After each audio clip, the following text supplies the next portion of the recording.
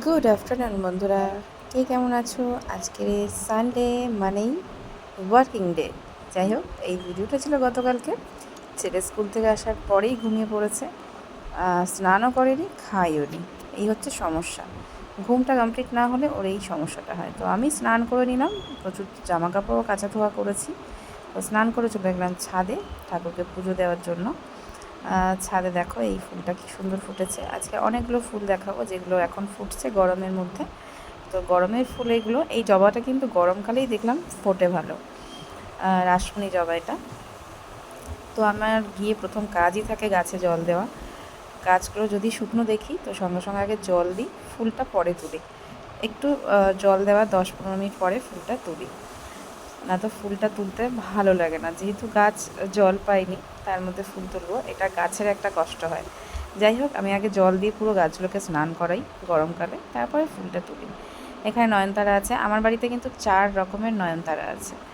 তো এখানে 3 রকম আছে, আর 1 রকম আমার একদম নিচের তলায়, আমি যেখানে থাকি সেখানে রাখা আছে। সাদার মধ্যে লাল ভেতরটা। এটা কী ফুল জানো? এটার নাম হচ্ছে টেকোমা। এই ফুলটার নাম হলো টেকোমা। যাই হোক, চন্দ্রবতী না এরকম কিছু একটা বাংলায় বলা হয় ওই ফুলটাকে। আর এটা তো তোমরা জানোই, এটা কিন্তু গোল্ডেন কালারের বুগেনভেলিয়া।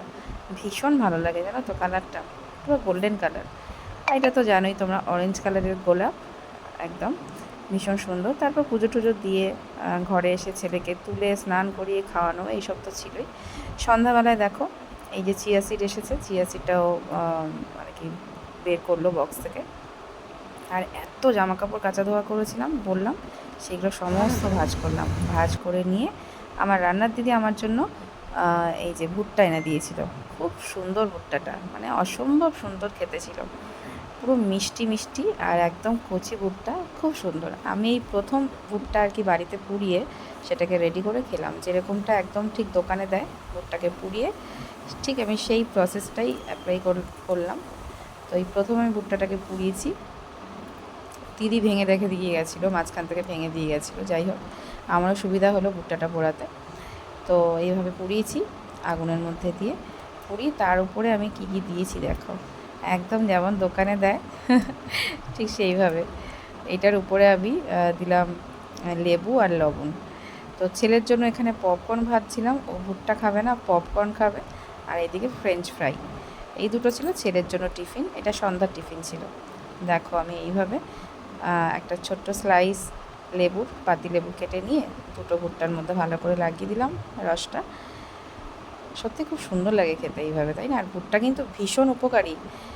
এই যে কর্ন কিন্তু আমাদের হেলথের জন্য ভীষণ ভীষণ উপকারী একটা জিনিস। তো খাওয়া ভীষণ ভালো, আমিও খেতাম এক সময়। তো সবসময় তো পাওয়া যায় না, সেই জন্য খাওয়া হয় না। তো এই যে ভুট্টার মধ্যে দেখো বিট লবণ দিচ্ছি লেবু মাখানোর পরে। আর ছেলের জন্য তো রেডি করেছি ফ্রেঞ্চ ফ্রাই। তো ফ্রেঞ্চ ফ্রাই ভাজার পরে একটু যদি চাট মশলা দেওয়া যায়, অসম্ভব সুন্দর লাগে টেস্টটা। তো চাট মশলা দিয়ে দিলাম ফ্রেঞ্চ ফ্রাইয়ের উপর, ভুট্টার উপরে অল্প একটু দিলাম, আর পপকর্ন যেটা ভেজেছিলাম সেটার উপরেই দিয়ে দিলাম। তো চাট মশলা যে কোনো খাবারে একটু দিয়ে খেলে না দারুণ লাগে খেতে, যে কোনো খাবারে। তো যাই হোক, দিয়ে নিলাম, দিয়ে রেডি করলাম। আর এদিকে একটু সস নিয়ে নিলাম। ফ্রেঞ্চ ফ্রাইটা কিন্তু সসের সাথেই বেশি ভালো লাগে। তো আমাদের সন্ধ্যার টিফিন ছিল এইগুলো, সন্ধ্যায় আমরা এগুলোই খেয়েছি, দারুণ লাগছিলো। এরকম মাঝে মাঝে এইসব টিফিন খাওয়া কিন্তু খুব ভালো, ফাস্ট ফুড খাওয়াটা ঠিক না। তো অসম্ভব সুন্দর খেতে। আজকের ভিডিওটা এই পর্যন্ত, কেমন লাগলো অবশ্যই জানিও, কমেন্ট করো। টাটা।